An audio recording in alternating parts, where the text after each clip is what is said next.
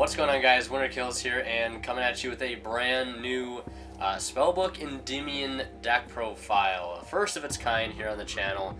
Haven't updated Spellbooks in a while because I wanted to wait to show you guys this variant. I know there's quite a few variants among this version of Endymion. Very, very cool spell counter deck. It's nice to see that I'm able to put these two really cool archetypes together for you guys. But there's also one other thing you're going to need to be able to play this deck. And yes, it's a main deck, extra deck, but you might also need some dice as well. Now, I'm just going to put these dice away real quick. There we go. So all the dice are away. Now, you guys know we're sponsored by Imperium Duelists, and they themselves have their own dice. These dice right here, actually all metal. Some very nice weighted dice here, with this beautiful gold coloring and the logo on the front. And there's these actually the numbers themselves aren't just like painted on, they're indented into the dice themselves. And of course this beautiful Thunderstorm playmat alongside the Ring of Fire playmat. If you guys want to pick up this limited run playmat for yourself, it's 2-player cloth. There's the other side. Very, very vibrant color scheme on here. If you want these dice or this mat or the Ring of Fire playmat, you go ahead and check it out, Imperium Duelist, down in the description below. So to start, we have 3 Endymion, the Mighty Master of Magic. This guy is basically the main boss monster of the deck. I love when decks have a defined boss monster in the main deck. And usually sometimes seeing a boss monster at the wrong time can be the sign of a pretty bad hand, but this card does a whole lot. If you have him in your Pendulum Zone, you can remove 6 spell counters from anywhere on the field to special summon him. And then you can destroy up to the number of cards that you control that can place a spell counter on them. You can destroy that same number of cards on the field, or up to that number, and it does not target. So that is his Pendulum effect. But his other effect, the really good effect, his monster effect, is once per turn when a spell trap card or effect is activated, quick effect, you can return 1 card you control with a spell counter on it to the hand, and if you do, negate the activation, and if you do, destroy it. Then you can place this, the same number of spell counters on this card that were on the return card. While this card has a spell counter on it, your opponent cannot target it with card effects, also cannot be destroyed by your opponent's card effects. And when this card with a spell counter is destroyed by battle, you get to add any normal spell from your deck to your hand. So this guy, as a boss monster, does a whole lot of stuff. Very, very powerful. Level 7, 8 scale, 2000 attack, 1700 defense. An absolute unit of a spellcaster monster. Next we have 3 Magister of Endymion. This guy, basically, his Pendulum effect says each time a spell counter or a spell card is activated, you can place 1 spell counter on him. Then you can remove 3 spell counters to special summon him from the Pendulum Zone, and 1 Pendulum monster from your extra deck that you can place a spell counter on, or just 1 monster from your extra deck, I believe, that you can place a spell counter on, and you get to special summon them both, and then you can place a spell counter on each of them. So if he's in your extra deck face up, and he has 3 spell counters on him, you can remove those 3 spell counters, special summon this card from your Pendulum Zone, and then special summon the Mighty Master of Magic himself from your extra deck just by removing a few spell counters. And his monster effect is, once per turn, or it says, his monster effect is when this card declares an attack, you can place a spell counter on it, and once per opponent's turn, quick effect, you can remove 3 spell counters from this from your field. So it doesn't just have to be from him, you can move it from anywhere from the field, and then special summon for, 1 monster from your deck that you can place a spell counter on. If this card in the monster zone is destroyed, you can place this card in your Pendulum Zone, then place the same number of spell counters on it that it had as a monster. So you can do tons of cool things with this card, and Electromite, because if it's destroyed in the field, obviously you get Electromite's effect to add back from your extra deck, a low scale that you might need. This would go back to the scales, and then you can complete your Pendulum scale. This card is really, really good. Probably one of the better of the lower ranking Endymion monsters, or lower level ones. Simply because of the fact, once you summon him out, he can summon another monster during your opponent's turn, whether it be another spell trap negation or a Jackal King for an additional monster negation. Next we have 3 Servant of Endymion. Now this card is similar to the Magister of Endymion. This one summons from the extra deck while in the Pendulum scale. However, this one summons from the main deck from the pendulum scale, needing to remove 3 spell counters as well. Its monster effect is a bit different. It reads as follows this turn. This card with a spell counter on it can attack directly, and then once per opponent's turn, quick effect, you can discard 1 card, place 1 spell counter on each card you control that you can place a spell counter on. If this card in the monster zone is destroyed, you can place this card in your pendulum zone, then place the same number of spell counters on it had that when it was a monster. So yeah, very similar. It's just the main monster effect is slightly different between Magister and Servant. I like seeing Servant earlier in the turn because usually you're not always going to have something in your extra deck to start, although it is pretty easy to get there with the link mechanic and the Mythical Beast engine itself, so it's not too hard of a requirement to fill why I'm still playing 3 Magister. I was considering playing 2, but I think a 3-3 ratio is good for now. So that's it for the Endymion monsters. Then we have 3 Mythical Beast Master Cerberus. This card I was playing in regular spellbooks before. This card is very, very good for this deck just because you can play it in your pendulum scale, destroy itself, search any Mythical Beast monster, whether it be Jackal King, Garuda, or Jackal, and then add it to your hand, and then main target usually you're going to go for is Jackal King, so you can use Jackal King's effect to destroy this and then special summon this out from your extra deck onto the field to help start with some link plays. He gains counters as well, 2 counters for every spell that's activated, unlike all the other ones, which only gain 1, so very, very good in that sense. Then I'm playing 2 Jackal King. I wanted to play 3, but I just kept bricking with the 3rd one, and this card really doesn't do a whole lot if you don't have this card to follow suit. In most cases, because you usually want to go for Jackal King to start, unless you already opened like a Jackal King or 2. I just wanted to reduce the chance of me opening multiples of this card because I just didn't like its effect, especially turn 1 when you don't have anything in your extra deck to destroy to summon. So I wanted to just cut it down and play the same 3-2 ratio that I was playing in spellbooks prior. Then we have 2 Mythical Beast Garuda. This guy, I was debating on playing either him or the Magical Abductor Pendulum, which is the one that you can remove 3 spell counters from to add a pendulum card from your deck to your hand.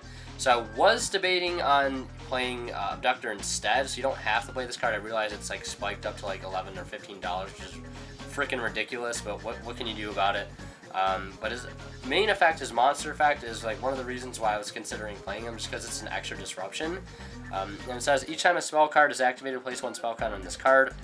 When that spell resolves, when your opponent normal or special summons a monster, except during the damage step, you can remove 3 spell counters from your field, special summon this card from your hand, and then return that opponent's summoned monsters or monsters back to the hand.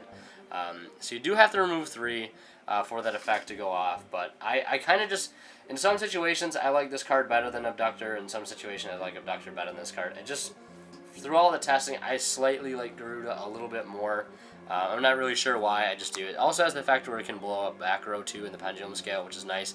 And that right there probably has to be one of the main reasons, because this card can clear itself out of the scale, while Abductor really can't, which sometimes would hurt, just having a 3 scale there that you can't, either put a Servant or a Magister in its place. So I guess that's one reason why I choose it over this. Then I play 2 Jackal. This is an alternate normal summon to Blue Boy when you don't open Blue Boy, and yes, there are spellbook cards in here, we'll get to them momentarily. But I wanted to play Jackal King, or just regular Jackal, because he, like I said, is a better alternative for when you don't see Blue Boy and you just get 3 counters on him. You contribute them, remove the counters, special any Mythical Beast monster from your extra deck, or from your main deck, I should say. And that can help get your turn started pretty well also. So just the double Jackal, I probably wouldn't play more. Then last but not least, triple Spellbook Magician of Prophecy. Triple Blue Boy. Gotta max out on this card because you definitely want to see this card. It gets you your spells, and Secrets gets Master, Master gets Knowledge, and then draw into more spells. I think the Spellbook engine does a very good job at getting spells to your hand, getting spell counters on the board while gaining lots more advantage, via cards like Grand Tower, Knowledge, and then defensive cards like Fate, and Wisdom and Power for, going on the attack. It's just an all-around very versatile engine that I really, really do like. So that's why I went I wanted to go with Spellbook Endymion, not because I think it's the best version to play, just because it's the version that I had a lot of the stuff for, and I really enjoyed the playstyle so far. Now we'll move on to the spells. So for the spells, we have triple spell power mastery. This card I was starting out at 2, and this card's also in the structure deck, like a lot of the other stuff is too. But Spell Power Mastery basically lets you add any Endymion card from your deck to your hand, and then you can place a spell counter up to the number of Spell Power Masteries and Spell Power Grasps you control or have in your graveyard, and place that many spell counters among cards you control that you can place a spell counter on. So it's like a double counter essentially. So you get the counter for this card being activated itself, and then an additional counter for its effect being activated, or the other effect that says you can place a spell counter. And if you have like 2 of these in the grave and you play this, you can place up to 3 counters because you control and have in the graveyard a total of 3. So this card gets only better as the game goes on. And I like how it's a beefier version of a Spell Power Grasp. It's kind of cool to see the difference in the artworks. But yeah, this card is definitely a must-have at 3. Then we have 2 Mythical Bestiary. This card is just a counter generator, although I don't know if I really want to go with 3. I have another build I'm testing with 3 right now to see which one I like better, but this card does a lot more sometimes than just giving you counters, because you can mill spellbooks off of this card, which give you more targets for Spellbook of Master, and it also gives you more targets for Spellbook of Fate sometimes, which is really, really nice, because sometimes you need more books in your grave to be able to resolve a Fate, and this card can do that. And this card in Servitor Magister basically puts 3 counters on immediately, because you can place up to 2 spell counters on any card you control, which is really, really helpful for getting a lot of spell counters on things really, really fast. Then for the first few spellbook cards we have here, 3 Spellbook of Secrets. Probably the best book in the deck. Searches any spellbook card in the entire deck. Blue Boy himself can be searched off this too, which is really nice. Then we have 2 Spellbook of Knowledge. Send any spellcaster you control or other spellbook card from your hand or face up from the field to draw 2. It is a hard once per turn, but you can use it up to 2 times, especially with Spellbook of Master, which I'm also playing at 2. This is a card that I wanted to originally play 1 of, because drawing this card turn 1 can be pretty detrimental sometimes if you don't have an extra book to copy. But then other times I'm thinking, well, it's just discard fodder for Spellbook of Knowledge anyways, and it just sort of serves the same purpose. Because a lot of times you can't knowledge away your pendulum monsters, but a lot of times when you go into Crowley, or you just knowledge away a Blue Boy, because that's how you're going to get to this card most of the time, and then you draw no more cards, then you can use Master to send something else, draw 2 more cards, so you can essentially draw 4 off these 2, which is nice. Then we have 2 Spellbook of Fate. This card is absolutely bonkers in here. You just have to banish up to 3 spellbooks, and while you control a spellcaster is the only time you can activate it. But with this whole pendulum mechanic and the Endymion stuff, it's like very easy to make this card live. Even if you just, all you have is like a Blue Boy play and a Mythical Beast Cerberus play, this card is very, very easy to make live. And then you can either return a set spell trap on the field back to the hand if you banish 1 spellbook, 2, change a monster on the field to face down defense position or face up attack position if you banish 2 spellbooks, and then if you banish 3, you just to banish 1 card your opponent controls. And it doesn't target, and it's non-targeting removal via banishment, so it's just a really strong card. Always has been and still proves to be to this day. Double Grand Tower. This card is nice because it's a spellbook card you can add and play, gives you a counter, and then you can knowledge it away for another counter and a draw 2. And it also, if you're able to keep this card on the field, and it allows you to draw 2 during your next standby or during your next draw phase, and you can recycle some of your spellbooks like Fate back. Since I'm opting not to play Eternity right now because I feel like Eternity would be a really bad card to draw turn 1 versus some other cards, so I just opted not to play it this time around. And like the spellbook engine in most cases rarely gets exhausted unless you're going into that much of a grind game, which usually doesn't happen with this deck. You either win really fast or it kind of battles out for a few turns and you either win or lose depending on how the opponent is playing. And then it has the other effect where if this card is destroyed, so if they ogre it, you can just punish them with it and summon out like a Magister from your main deck, and then they have to worry about you just summoning anything off that Magister, so it can sort of spiral out of control essentially. Then we have some other 1-of books, 1 Wisdom and 1 Power.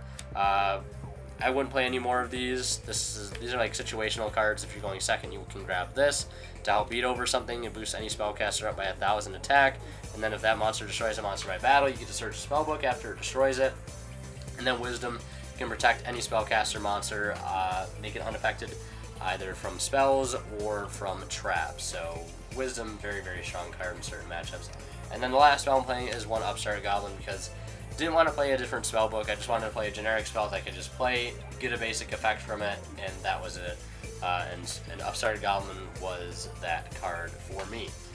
So that's it for the main deck. Should be 40 cards. Now we'll go into the extra deck. So I just want to say, for a lot of these extra deck cards, a lot of them really aren't necessary. I've been testing this deck on stream, probably for maybe 10 plus hours of testing, and I've only ever summoned maybe 1, 2, 3, 4, 5 of the cards that are in here out of all 15. So a lot of these cards in this extra deck aren't that important except for a few select ones. One of those being Crowley, the first Prophecyr.